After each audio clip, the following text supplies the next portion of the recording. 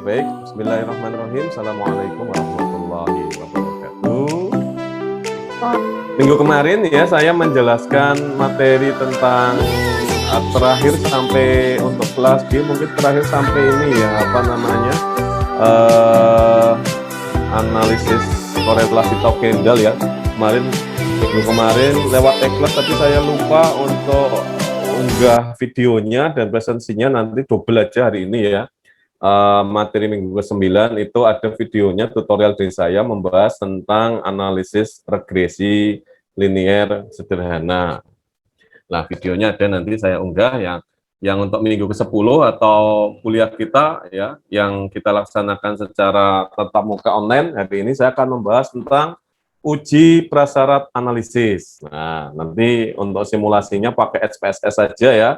Jadi kalau pakai Excel terlalu ribet, nah sehingga kemudian yang mudahnya pakai SPSS. Oke, saya unggah dulu atau saya share screen dulu untuk materinya tentang uji prasyarat analisis. Sebentar, saya buka filenya terlebih dahulu. Mana tadi ya? Oh, ini dia. Ini dia. Oke. Nah, judulnya adalah uji prasyarat analisis data. Nanti arahnya kepada uji normalitas data ya, kemudian uji homogenitas data, serta satu lagi adalah uji linearitas. Nanti kaitannya dengan analisis korelasi, regresi, dan yang ke depan, 4 pertemuan ke depan terkait dengan uji hipotesis ya. Jadi ada uji komparasi, uji T, dan sebagainya. Jadi idenya ya, sebelum dilakukan statistik inferensial, sebelum melakukan analisis inferensial, maka kemudian kita harus memastikan bahwa data itu dapat dianalisis. Nah, maka kemudian muncul istilah disebut sebagai uji prasyarat analisis atau uji asumsi klasik. Ya, jadi apabila kita melakukan uji inferensial ya, seperti melakukan uji regresi, uji korelasi, kemudian uji komparasi, maka kemudian ada prasyarat terhadap data-data yang kemudian mau kita analisis. Nah, di sini ya, uji prasyarat analisis atau uji asumsi klasik itu dilakukan apabila peneliti menggunakan analisis parametrik. Nah, seperti kita ketahui kemarin ya, analisis parametrik itu apabila kemudian kita melakukan penelitian itu wilayah populasinya itu diketahui secara pasti. Sebagai contoh, misalkan nanti adik-adik teman-teman mahasiswa di semester 7 atau semester 8 menulis skripsi, melakukan penelitian, misalkan pengaruh motivasi belajar terhadap prestasi belajar di sebuah sekolah, maka kemudian populasi dari siswa di sebuah sekolah itu harus diketahui secara pasti. Ya, misalkan satu sekolah terdiri dari 3 tingkatan, ya, untuk misalkan untuk SMP berarti kelas 7, kelas 8, kelas 9, kemudian kelas 7-nya nanti paralel A, B, C, D, E, F, G misalkan, begitu juga kelas 8 dan kelas 9-nya A, B, C, D, E, F, G, maka jumlah total siswanya itu kita sebut sebagai populasi siswa. Nah, manakala kemudian populasi siswa ini diketahui, maka kita sebut sebagai analisis parametrik, analisis di mana populasinya diketahui secara pasti. Manakala kemudian populasi ini diketahui secara pasti, maka kita bisa menghitung secara pasti jumlah sampelnya dengan menggunakan teknik sampling tertentu. Umumnya nanti dengan menggunakan teknik yang paling sederhana, ada pakai yang teknik random sampling, ada yang kemudian lebih sedikit rumit, misalkan dengan menggunakan stratified proportional random sampling. Nah, nanti jumlah populasinya, jumlah sampel dari populasinya ini bisa kita ketahui secara pasti. Ada tekniknya nanti menggunakan rumus Lovin dan menggunakan rumus nomogram Harry-King. Ya, nanti di semester 5 ya, teman-teman mahasiswa berikutnya lagi nanti mengambil mata kuliah namanya metodologi penelitian kuantitatif pendidikan. Ya, mudah-mudahan ketemu dengan saya lagi. Nah, kalau di FTIK itu dosen metodologi penelitian di antara saya, kemudian ada Pak Rohmat, ya, kemudian ada Bu Maria Olva, ada Bu Mutijah. Nanti mungkin bisa ketemu dengan salah. Nah, nanti di teknik sampling nanti ada dua teknik yang umum, satu pakai rumus Lovin, yang kedua adalah pakai teknik Momokler Hedging. Nanti jumlah sampelnya bisa diketahui. Jadi syarat pertama adalah tadi ya, sampel itu diambil dari populasi yang kemudian diketahui secara pasti. Ini disebut sebagai teknik analisis parametrik. Lah, selanjutnya apabila analisis parametrik ini bisa dipenuhi, maka kemudian biasanya peneliti itu akan menghitung ya asumsi-asumsi klasik berikut. Misalkan peneliti itu ingin melakukan uji korelasi dan regresi. Uji korelasi kemarin pada pertemuan minggu ke-7, ya 6 dan 7 itu ada teknik korelasi percent product moment dan ada teknik korelasi rank experiment dan Tau Kendall. Atau teknik regresi, kalau korelasi itu mencari kuat lemahnya hubungan antara dua variabel, kalau regresi itu digunakan untuk mencari besar kecilnya pengaruh antara variabel bebas terhadap variabel terikat. Maka ada syaratnya supaya kemudian korelasi dan regresi ini hasilnya valid, maka syarat prasyaratnya atau syarat sebelum data itu dianalisis dengan teknik uji korelasi dan teknik regresi adalah syaratnya itu harus data itu harus memenuhi uji normalitas dan uji linearitas. Dengan kata lain, data harus normal, ya, tetap distribusi normal, dan ketika diplot itu harus bisa membentuk garis lurus. Kemudian, manakala nanti kita melakukan uji komparasi, nanti berikutnya di pertemuan minggu ke-10 dan 11, ya, di minggu depan, insya Allah saya akan menjelaskan teknik komparasi statistik, ya, biasanya pakai uji T dua kelompok, ya, atau uji T satu kelompok tapi pre dan post, jadi ada pre-test, post-test, itu kan uji komparasi. Satu sampel atau dua sampel. Ini ada syarat yang harus dipenuhi, yaitu uji normalitas dan uji homogenitas data.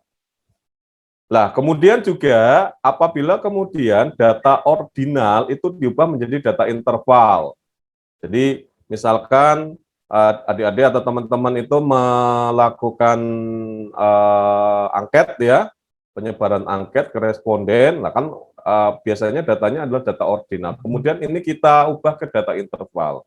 Maka kemudian ada uji prasyarat, ya, uji terkait dengan normalitas data, ya, kemudian homogenitas data, dan kalau misalkan kita melakukan analisis korelasi dan regresi, maka kemudian harus dipenuhi uji linearitas data. Yang pertama adalah uji normalitas, ya. Uji normalitas itu nanti digunakan terkait dengan apakah sampel yang diambil itu terdistribusi normal atau tidak. Ya. Kalau kemudian kaidahnya itu menggunakan teknik probabilistik, maka umumnya biasanya itu data akan terdistribusi normal.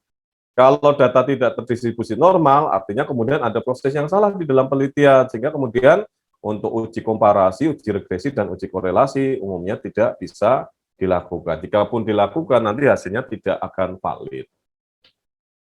Nah, uji normalitas ini terkait dengan ketepatan pemilihan utilisasi yang digunakan.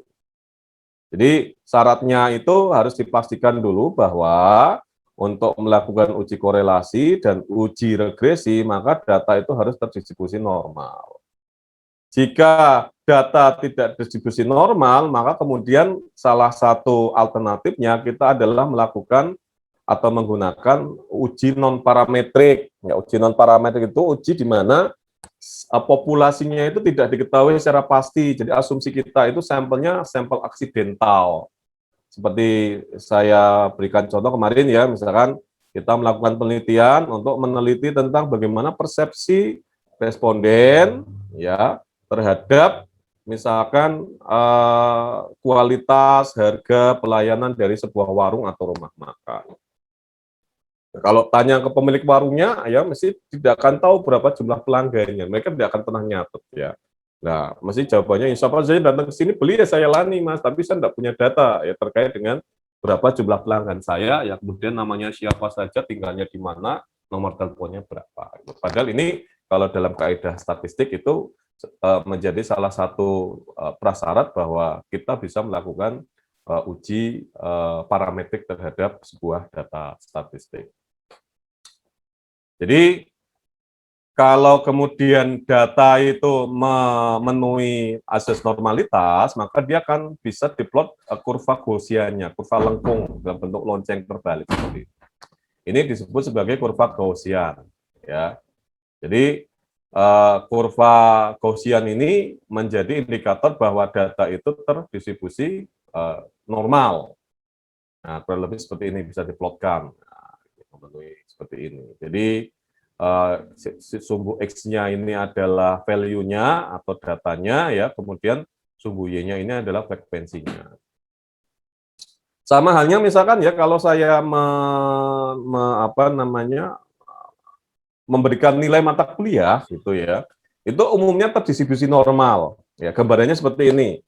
Jadi kalau misalkan mahasiswa mengambil mata kuliah aplikasi statistik pendidikan dengan saya sudah mengajar kurang lebih 17 tahun dari mulai Stain Purwokerto, YIN, sebentar lagi kemudian beralih status jadi UIN, itu sebagian besar itu mesti polanya itu akan membentuk distribusi normal seperti ini. Jadi yang banyak itu nilai tengah-tengahnya. Jadi gambarannya ini yang sebelah kanan nilainya adalah A, kemudian geser ke kiri lagi A minus, kemudian geser ke kiri lagi B plus, ya, atau saya coret-coret aja ya biar itu apa sih distribusi normal ya. Nah, ini tengahnya itu katakanlah misalkan ini A, ya. Nah, ini biasanya yang paling geser ke kiri ini karena di IAIN itu C minus tidak lulus ya, ini C minus. Nah, itu. Tengah-tengahnya ini ya kira-kira berarti antara A sama C minus katakanlah apa di sini? Misalkan B minus ya, katakanlah B minus. Nah, ini berarti geser ke kiri ada A minus, kemudian geser ke kiri lagi ada B plus, geser ke kiri ada B. B minus, geser ke kiri ada C plus, geser ke kiri lagi ada C. Nah, kebanyakan ya mahasiswa saya itu dapat nilai rata-rata di daerah ini mayoritas. Nah, rentangnya itu yang paling tinggi ya antara kisarannya ini dari mulai rentang C plus sampai dengan rentang B plus ya itu frekuensinya. Nah, ini katakanlah dia 65%. Nah, itu ya. Kemudian dari daerah B plus ke A minus, ya, ini katakanlah 20%. Ya, banyak kan ya 20% ya, 10% lah masa, 10%. Nah, kemudian A minus sampai dengan A, ini 5%. Nah, kita hitung dulu ya, 65 ditambah 5, 70, ini 80. Nah, sama ke sini ya, antara B minus ke C plus, ya, antara C plus ke C, ya, ini sama, kisarannya adalah 10%. Ada beberapa mahasiswa saya, umumnya ini dapat nilai antara C dan C minus. Ini kisarannya 5%. Lah, pola yang seperti ini kita sebut sebagai pola memenuhi normalitas, jadi terdistribusi normal. Jadi dari mulai rentang paling kiri sampai dengan rentang paling kanan itu ada frekuensinya. Dan rata-rata paling banyak itu di kisaran daerah-daerah tengah. Itu disebut sebagai terdistribusi normal. Kurang lebih seperti itu gambarannya ya. Untuk distribusi normal atau normalitas data. Nah, jadi asumsinya di sini data lebih banyak di sekitar rata-rata atau di tengah-tengah kurva ya. Kemudian untuk uji normalitas itu kita bisa menggunakan uji Kolmogorov-Smirnov dan Shapiro-Wilks. Nah, ini ya. Nah, ini data memenuhi normalitas atau normal atau data terdistribusi normal manakala kemudian tingkat signifikansinya itu lebih dari 0,05 dari nilai asumsi dasarnya. Nah, ini nanti hasilnya ya kurang lebih seperti ini tabel SPSS-nya untuk uji Kolmogorov-Smirnov sama Shapiro-Wilks. Kita lihat nanti di signifikansinya. Kalau kemudian lebih dari 0,05, itu artinya data terdistribusi normal. Nah, ini ada dua ya. Jadi tadi pakai Kolmogorov-Smirnov sama satu lagi adalah menggunakan teknik Shapiro-Wilks ya. Kolmogorov-Smirnov ini asumsinya jumlah datanya, N itu jumlah data, itu lebih dari sama dengan 50. Sementara untuk Shapiro-Wilks itu apabila ya datanya itu kurang dari N-nya, ya, N itu jumlah datanya ini kurang dari 50. Kalau 50 ke atas kita pakai Kolmogorov-Smirnov ya. Ini 50 sampai 1000 ya, pakai Kolmogorov-Smirnov. Ini kalau kurang dari 50 kita pakai Shapiro-Wilks. Oke, itu untuk uji normalitas. Selanjutnya adalah uji asumsi klasik yang kedua adalah uji homogenitas. Ya, uji homogenitas itu adalah uji prasyarat atau uji asumsi klasik untuk menguji apakah dua atau lebih kelompok data itu sifatnya homogen. Homogen itu setara, ya, jadi tidak timpang.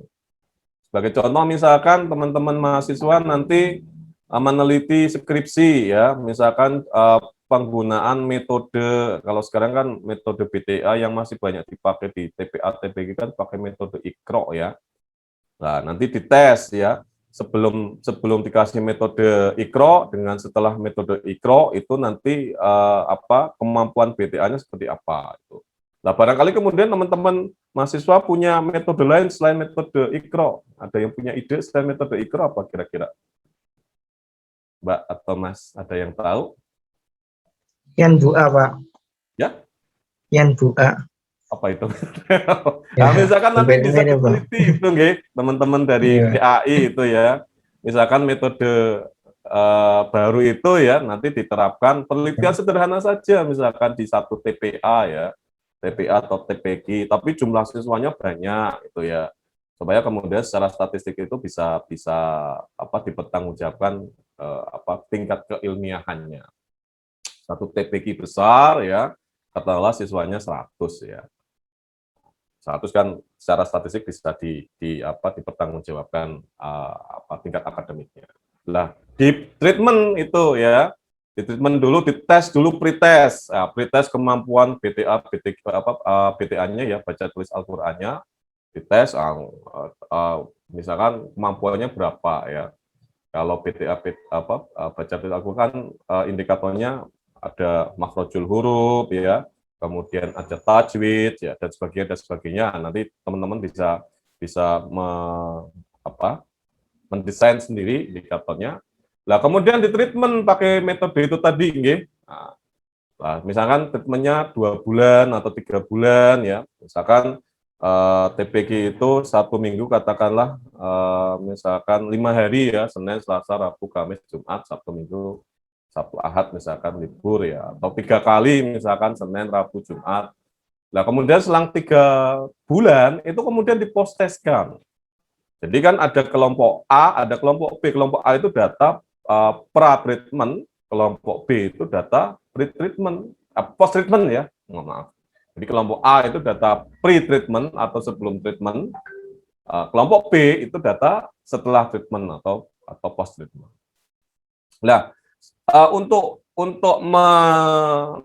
mengukur apakah kemudian metode BTA baru ini kemudian efektif, kita nanti menggunakan teknik uji komparasi ya, uji T pada kelompok sampel yang sama. Nah, nanti setelah ini minggu depan saya akan menjelaskan uji T komparasi itu ya. Nanti ada pembacaan hipotesis H0 H1, kemudian ada derajat kebebasan, kemudian nanti ada penghitungan hitung T tabel, komparasi dan sebagainya, pakai SPSS dan pakai Excel. Nah, ini kita sekarang ke uji prasyaratnya dulu. Supaya itu bisa dianalisis, maka harus lolos yang namanya uji homogenitas. Jadi, uji homogenitas di sini adalah untuk menguji apakah 2 atau lebih kelompok data dalam penelitian itu homogen, setara atau equal, ya. Jadi misalkan siswanya tadi 100 dari A sampai dari Adi sampai misalkan Zaki gitu nggih. Nah, pra-treatmentnya ada nilainya, ya post-treatmentnya ada nilainya. Nah, ini dianggap setara. Gitu. Ini nanti kurang lebih hasilnya seperti ini ya. Nanti kita juga baca dari nilai signifikansinya. Jadi kalau lebih dari 0,05 itu artinya datanya itu homogen. Kalau homogen itu baru kemudian bisa dilakukan uji komparasi pada satu atau dua kelompok. Dan yang ketiga itu uji linearitas. Uji linearitas itu manakala kemudian kita ingin melakukan analisis regresi linier. Alhamdulillah. Jadi analisis uji linear sederhana ya itu digunakan untuk mencari pengaruh antara variabel X ya terhadap variabel Y. Supaya ini bisa dianalisis, maka kemudian harus lolos yang namanya uji prasyarat. Uji prasyarat, uji tadi pertama adalah terkait dengan normalitas data, ya. Yang kedua adalah terkait dengan uji linearitas data. Nah, data disebut linear apabila tingkat signifikansinya juga lebih dari kurang dari 0,05 ini. Dengan tingkat signifikansi kurang dari 0,05 maka data bersifat linear. Nah, kalau kurang dari 0,05 maka kemudian disebut sebagai linear. Nah, ini nanti modelnya seperti ini ya. Nah, ini akan kelihatan nanti analisis koefisien produk momennya ya nanti kemudian kelihatan nilai sigmanya. Kalau kurang dari 0,05 berarti dia linear. Nah, itu untuk teorinya. Sekarang kita coba praktik ya. Yang pertama adalah uji uji normalitas ya. Nah, ini saya langsung pakai SPSS karena kalau pakai Excel itu caranya cukup rumit ya. Jadi langsung aja pakai SPSS. Kalau SPSS hanya klik saja ya, jadi tidak perlu banyak langkah. Ya, tapi untuk datanya ini data utamanya itu pakai Excel dulu, enggak apa-apa. Nah, ini saya pakai data yang lama, gitu. Kelihatan Excel-nya? Nah, jadi saya mau masukkan dua variabel. Bisa kelihatan Excel-nya di layar masing-masing? Bisa. Bisa ya. Jadi Bisa, ada Pak. dua kelompok ya. Variabel X ini itu adalah jam rata akses gadget ya. Adi misalkan sehari semalam mengakses gadget 8 jam. Nilai rata-rata raportnya hanya 8,25. Ahmad, jam rata gadgetnya 10, rata-rata raportnya 7,85. Terus sampai ini saya ada 50 data ya.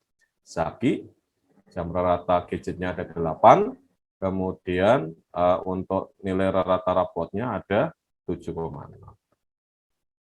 Oke, kita input ke SPSS ya. Kita buat dulu. Ini saya sudah ada datanya sebenarnya. Saya hapus saja. Oke lah, atau yang baru ya. Nah. Oke. Ya. Nah.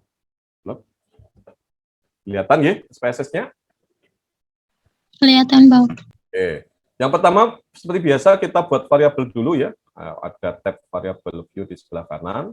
Kemudian kita buat variabelnya dulu. Pertama adalah nomor urut. Nomor underscore urut. Ini tidak boleh ada spasi. Ya, untuk tipenya adalah numerik. Ini decimal place-nya kita nolkan aja karena tidak perlu ada koma. Kemudian labelnya bisa kita isikan dengan nomor urut siswa. Kemudian variabel kedua adalah nama. Ini tipenya adalah string. Tipenya adalah string. Kemudian ini biarin aja karena string, nggak ada mentionnya, nggak usah dilihat. Ini labelnya adalah nama lengkap siswa. Kemudian yang ketiga adalah nomor urut, nama, kemudian jam rata akses gadget. Kita kanankan besar. Ini tipenya numerik, bitnya 8, desimalnya 2. Ini kita isi labelnya adalah jam rata akses gadget. Ini tipenya adalah interval sama rasio, sehingga di sini scale. Kemudian satu lagi adalah nilai rata, ya, nilai rata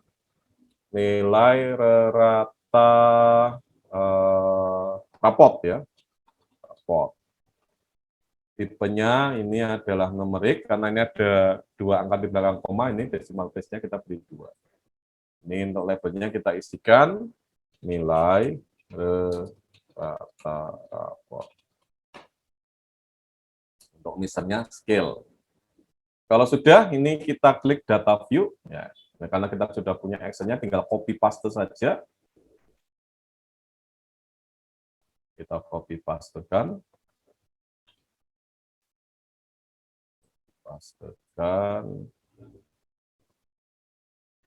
Nah, ini ya. Copy pastekan. Oke. Jadi kita punya 2 variabel di sini. Variabel X-nya adalah akses rata gadget, ya, atau variabel bebasnya, independennya. Kemudian variabel triggernya adalah nilai rata rapot. Karena kita ingin menguji pakai korelasi regresi, maka kemudian ada 2 asumsi klasik yang harus dipenuhi. Yang pertama tadi adalah normalitas, ya, uji normalitas. Yang kedua adalah uji linearitas.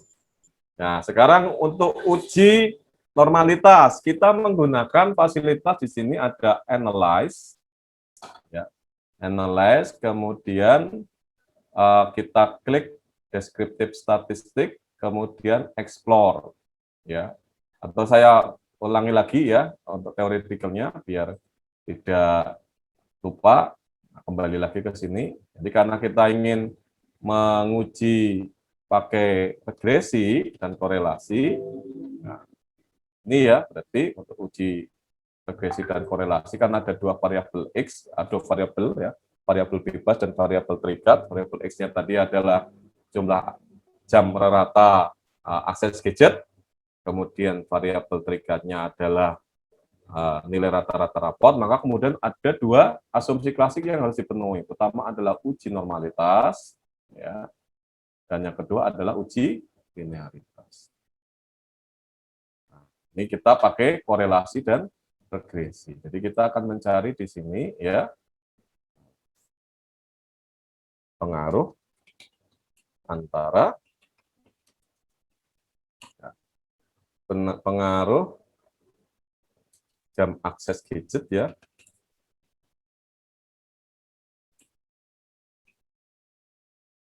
atau yang lebih enak itu bahasanya adalah pengaruh akses gadget, ya,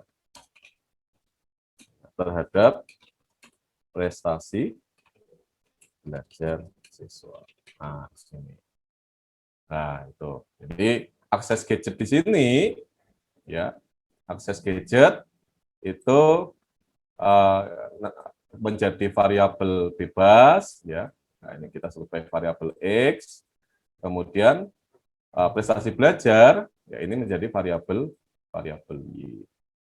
Akses gadget tadi diukur dengan lamanya siswa mengakses gadget, ya, dalam 1 hari 1 malam. Kemudian prestasi belajar ini diukur dari nilai rata-rata rapot. Nah, berarti tadi ada uji normalitas, ya, kemudian ada uji linearitas data. Nah, jadi kalau uji normalitas, ya, kita pakai uji yang disebut sebagai uji Kolmogorov-Smirnov. Karena datanya itu N-nya lebih dari sama dengan 50. Kalau kurang dari sama dengan 50, kita pakai Shapiro-Wilks. Ya. Jadi kalau datanya itu normal, nilai signifikansinya itu harus di atas 0,05. Kalau kurang dari 0,05 berarti datanya tidak terdistribusi normal, sehingga kemudian analisis regresi dan korelasi tidak bisa dilakukan.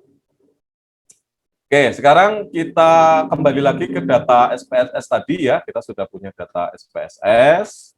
Oke, kita sekarang lakukan pertama adalah uji linear uji normalitas data. Kita pakai analyze, kemudian kita pakai descriptive statistik, kemudian kita klik explore ya. Nah, kita masukkan yang kita analisis adalah pertama variabel bebasnya di sini, dependent list-nya, yaitu nilai rata raport. Nah, kita masukkan. Ini faktor list-nya mau dimasukkan boleh, tidak juga boleh. Ya. Kemudian ini display-nya adalah plot. Kemudian untuk plotnya ini kita klik stem sama histogramnya, ya. Kemudian kita klik normality plot with test. Kemudian kita klik continue. Kemudian oke. Nah, kita nantikan hasilnya. Nah, proses dulu ya. Nah, ini akan kelihatan nanti. Nah, ini akan kelihatan uji normalitasnya di sini nah, ini di test of normality. Test of normality di sini, nggih. Nah, ini ada uji Kolmogorov-Smirnov.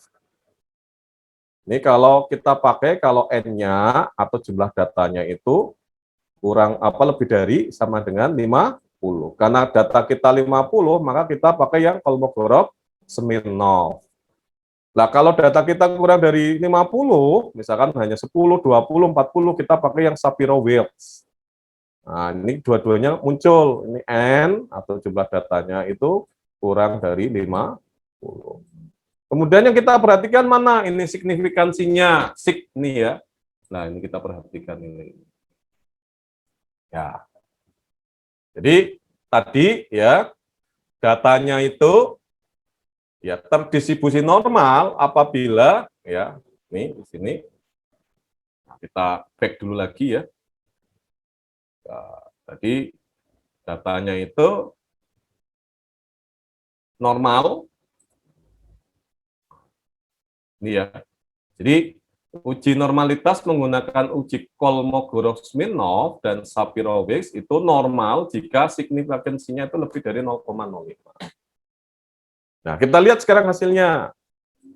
Ya, kita lihat hasilnya. Kita back lagi ke output-nya tadi. Nah, kita lihat nggih. Nah, ini kelihatan di sini. Ini hasilnya Kolmogorov-Smirnovnya berapa? Signifikansinya hanya 0,15. Ya. Jadi ini signifikansinya sama dengan 0,015. Dengan 0,05 lebih kecil atau lebih besar? Gede 0,05 atau lebih?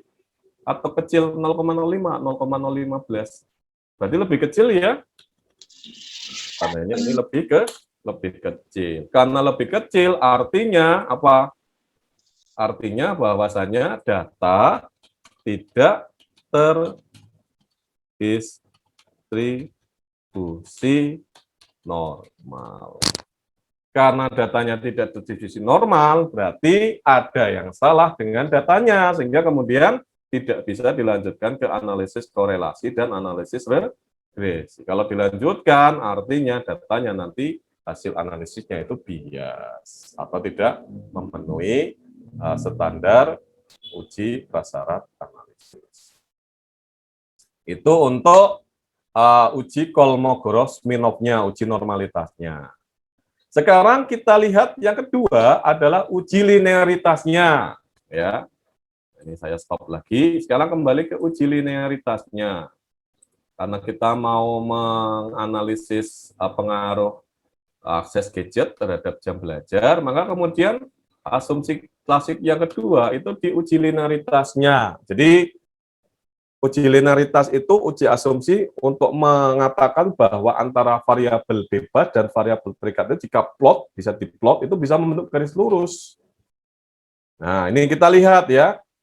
Ini linearitas itu terpenuhi jika tingkat signifikansinya kurang dari sama dengan 0,05. Kebalikan dari tadi ya, untuk uji normalitas. Kalau normalitas itu normal, dikatakan signifikan lebih dari sama dengan 0,05. Kalau linearitas itu linear jika signifikansinya kurang dari 0,05. Nah, kita lihat sekarang dia linear atau tidak ya. Ini saya close, kembali lagi ke data SPSS-nya tadi ya. Oke, kembali ke SPSS-nya. Nah, sekarang kita lihat untuk uji linearitasnya. Uji linearitas kita menggunakan fasilitas di sini, analyze, kemudian kita klik compare mean, ya, compare means ya. Kemudian kita klik means ya. Kita masukkan variabel bebas dan variabel terikatnya. Variabel bebasnya itu di independent list itu jam rata akses gadget. Ya, ini untuk variabel bebas. Kemudian untuk nilai rata-rata rapot itu kita masukkan di variabel dependence list-nya. Kemudian boleh kita klik option-nya ya. Nah, kita klik di sini ya. Nah, test for linearity. Nah, ini test for linearity. Nah, ini kalau mau menghitung means, number of cases, standard deviation bisa kita masukkan, kalau enggak bisa keluarkan. Tapi yang penting di sini adalah test of linearity-nya. Oke, begitu juga ANOVA-nya ya. Ini kayaknya belum sampai ANOVA, ini cukup test of linearity dulu ya. Kita klik, kemudian continue. Oke. Proses. Nah, sekarang yang penting adalah membacanya. Nah, membacanya. Nah, ini plotnya ya. Ini plot, kalau di plot ya. Sekarang kita lihat hasilnya. Nah, ini adalah hasil ANOVA-nya. Kita lihat ya, untuk linearitasnya itu ada di, nah, saya cari corak-coretnya dulu. Nih, di deviation for linearity. Di sini kita lihat, kemudian kita lihat ya, ini lurus, ini ya. Kita lihat sig-nya. Nah, ada di sini. Nah, kelihatan ya, berarti dia, ya, signifikansinya adalah sebesar berapa? Signifikansinya sama dengan, berapa itu? 0,237. Dengan 0,05, lebih gede mana? Lebih gede? Nah, 0,0237 ya, lebih besar daripada 0,05. Tadi artinya apa? Linear atau tidak? Nah, kita kembali lagi ke PowerPoint-nya tadi. Ya. Nah, data itu disebut linear, jadi variabel X dan variabel Y bebas dan terikat itu kita plot apabila dia bisa membentuk garis lurus atau linear itu jika signifikansinya adalah kurang dari 0,05. Nah, kita kembali lagi ke SPSS-nya. Iya, mana tadi? Ini nggih, tadi. Nah, ini tadi ya. Clear.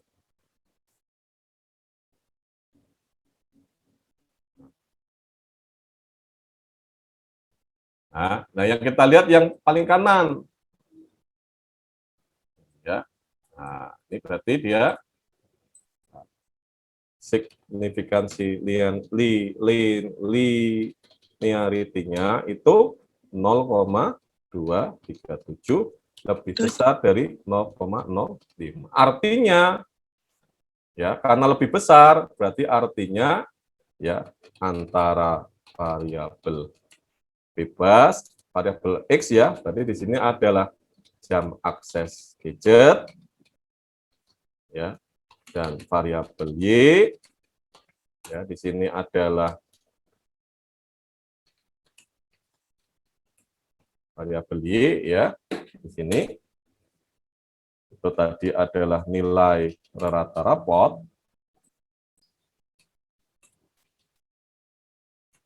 Itu tidak linear. Nah, karena tidak linear dan tidak normal, maka uji linearitas, uji regresi dan uji korelasi itu tidak bisa dikerjakan. Kalau dikerjakan nanti hasilnya tidak memenuhi asas kaidah statistik. Oke, sampai di sini ada pertanyaan barangkali sebelum saya lanjutkan ke uji homogenitas. Any question? Silakan kalau ada pertanyaan.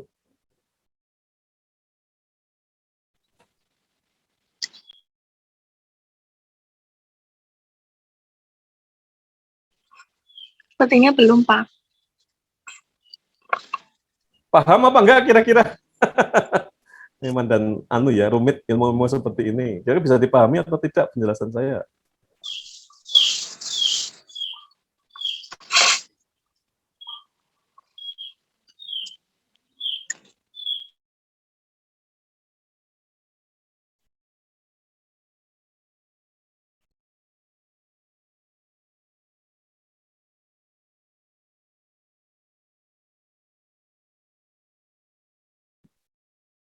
Oke, kalau tidak ada saya lanjut ya. Sekarang adalah uji komparasi. Ya, uji komparasi nanti untuk detailnya saya jelaskan di pertemuan minggu ke-11 ya. Gambarannya seperti ini tadi ya. Gambarannya adalah misalkan kita ingin menguji ya, apakah kemudian treatment tertentu ya menggunakan metode apa tadi ya, selain Iqra tadi ya, misalkan apakah kemudian berpengaruh signifikan terhadap kemampuan baca tulis Al-Qur'an siswa. Nah, kita buat dulu ya datanya di sini. Berarti kita buat dulu di Excel. Oke, ini saya buat dulu Excel. Atau pakai ini aja ya tadi. Ini, nah, oke. Kelihatan Excel lagi? Nih, misalkan skor pretest. Ya. Kemudian ini skor post-test. Jadi ada skor pretest, ada skor post-test. Ini saya hapus. Kita merge aja. Nah. Oke, misalkan ini saya hapus juga.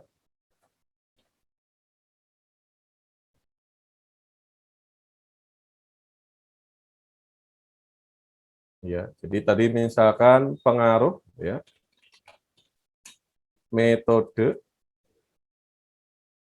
pengaruh metode apa tadi yang untuk BTQ, ada yang tahu tadi metodenya apa, Mas, Mbak? Untuk baca tulis Al-Qur'an selain Iqra tadi yang kemudian secara efektif bisa meningkatkan kemampuan baca tulis Al-Qur'an siswa, tadi metode apa namanya?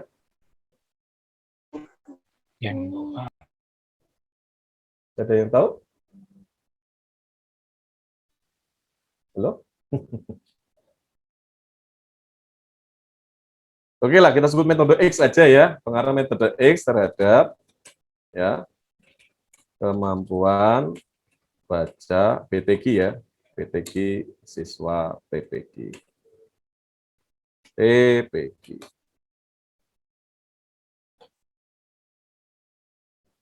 Nah, ini judul penelitiannya kalau seperti itu. Kemudian ini ada etok-etoknya, saya punya 50 siswa ya, dari mulai Adi sampai Zaki ya. Ini ada skor pretest ya, misalkan sebelum sebelum treatment skornya antara 0 sampai 10 ya. 5, 5, 6, 7, 5, 5, 6, 6, 4, 3, 8, 5, 5, 6, 7, 7, 8, 5, 6, 4, 4, 3, 2, 1, 8, 8, 6, 4, 5, 9, 7, 7, 6, 5, 8, 9, 9, 8, 8, 6, 6, 5, 5, 4, 4, 6, 8, 5, 7, 9. Sekarang post test, ya ini tinggi-tinggi katakanlah ya, 8, 2, 5, atau ini bilangan bulat aja ya, 9, 8, 8, 7, 8, 8, 8, 7, 8,5 ya, 8,5, 9, 9,5, 8, 8,5, 8,5, 9, 8,5, 8,5, 8,5, 7,5, 8,5, 8, 7, 7, 7,5, ini kok malah turun ya, 9, 9, 8, 85, 8, 9,5, ya, 8,5, terus ini 9, 9, 8,5, 8,5, 9, 9, 8,5, ya, 9, 8,5, 9, 8,5, 8, 7,5, 7, 8,5, 9, 7,5, 9, 9. Oke. Selanjutnya kita buat SPSS-nya. Ya.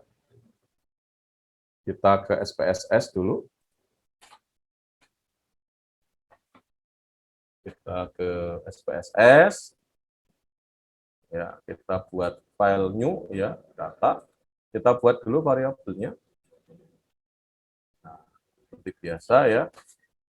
Di klik variabel view, kita ketik di sini pertama adalah nomor urut. Nomor underscore urut.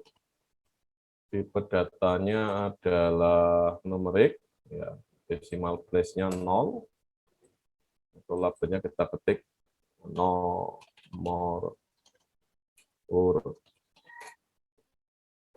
Kemudian yang kedua, nama. Ya, ini kita pakai tipe datanya pakai string, oke. Kemudian labelnya adalah nama lengkap. Kemudian yang ketiga adalah nilai underscore pretest. Ini kita pakai numerik, kemudian decimal place-nya 0. Ya. Labelnya adalah nilai sebelum treatment atau perlakuan. Sebelum perlakuan. Ini misalnya pakai scale, ya. Kemudian berikutnya adalah nilai post test, nilai underscore post test, tipenya numerik, ya. Kemudian decimal place-nya 2, karena ada 2 angka di belakang koma tadi, kita pakai decimal place-nya 2. Ini kita beri labelnya nilai setelah perlakuan. So, misalnya kita klik scale. Nah, kemudian kita isikan datanya. Ya, tadi kita punya Excel. Copy saja. Kita simpan dulu ya. S.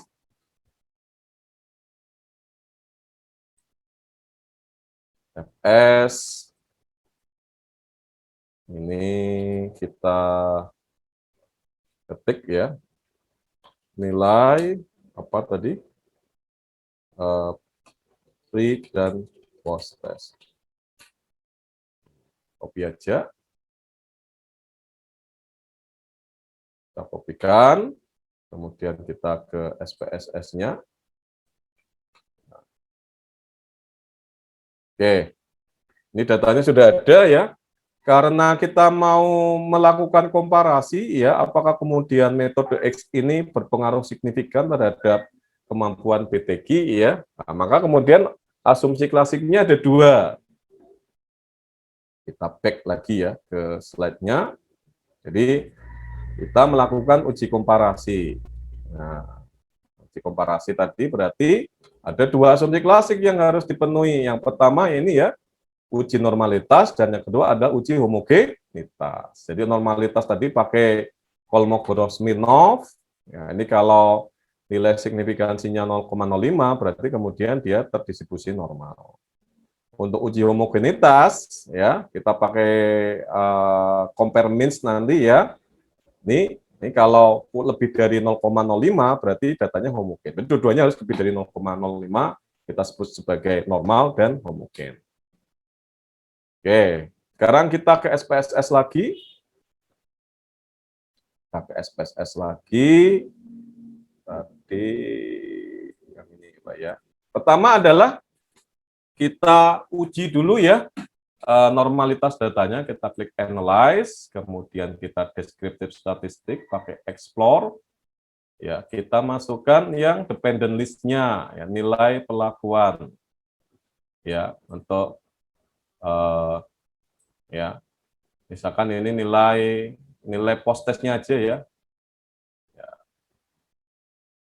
Atau satu-satu boleh lah ya. Ini sebelum pelakuan. Oke. Kemudian kita klik plot, ya, kemudian optionnya, ya, plotnya kita klik histogram dan stem, kemudian normality plot with test, kemudian oke. Kita tunggu sebentar. Nah, ini kelihatan ya, untuk nilai sebelum perlakuan, ya, nilai sebelum perlakuan, ini kelihatan di sini ya, nilai sebelum perlakuan, signifikansinya adalah sebesar 0,061. Ya. Jadi di sini ya signifikansinya itu sama dengan 0,061. Dibandingkan dengan 0,05 maka dia lebih besar. Karena lebih besar maka dia memenuhi asas normal. Jadi ini artinya dia terdistribusi normal. Data nilai pretest terdistribusi normal. Oke. Kemudian bagaimana dengan nilai post-testnya? Nah, kita uji juga, ya. Kita uji juga. Sekarang kita kembali ke datanya. Ya, analyze, kemudian berikutnya descriptive statistik, kemudian explore, kita masukkan sekarang. Ini kita keluarkan. Ya, kita masukkan yang setelah pelakuan. Ya, sama masih plotnya. Ya. Continue, oke. Kita tunggu sebentar hasilnya. Running, examine. Nah, kita lihat nilai setelah pelakuan. Nah, nilai setelah pelakuan ini ya, variabelnya. Nah, ini signifikansinya adalah 0,002. Ya, 0,002. Nah, ini di sini artinya ya bahwa signifikansinya itu hanya sebesar 0,02. Dengan 0,05 itu lebih kecil. Artinya di sini berarti nilai dari post-test itu tidak terdistribusi normal. Nah, ya. Sementara tadi ya untuk nilai pretestnya itu terdistribusi. Nah, karena salah satu sudah tidak normal, artinya kita tidak bisa meneruskan ke analisis berikutnya berarti ada yang salah dengan datanya, sehingga kemudian datanya tidak layak untuk dianalisis untuk uji komparasi. Itu untuk uji normalitasnya.